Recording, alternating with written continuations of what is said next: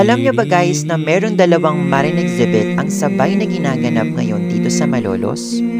Iyan nga ay ang Ngabain ng Masaklolo ng Baraswing Church at ang Yosoy La Inmaculada Concepcion ng Santo Niño de Malolos Foundation.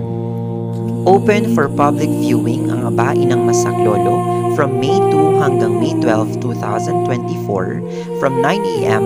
to 12 noon at magbubukas ulit sila ng 2 p.m. hanggang 7 p.m. Ang Yosoy La Inmaculada Concepcion naman ng Santo Niño de Malolos Foundation ay open for public viewing mula May 4 hanggang May 16, 2024, 8 a.m. hanggang 6 p.m.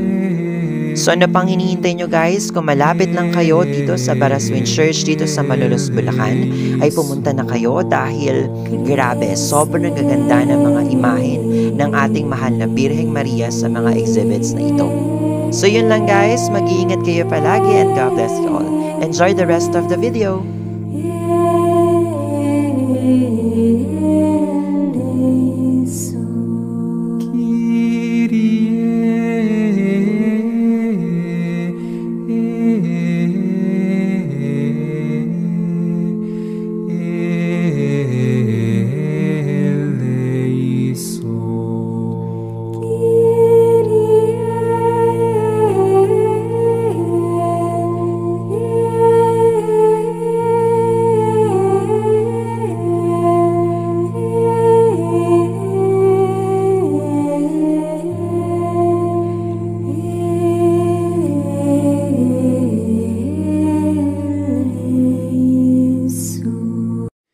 Gloria in excelsis Deo, et in terra pax hominibus, bone voluntatis.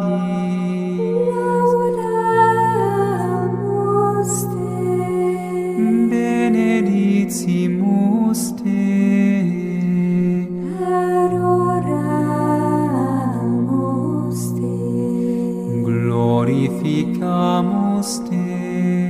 Gratias agimus tibi, propter magnam gloriam tuam. Domine Deus Rex Celestis, Deus Pater Omnipotens,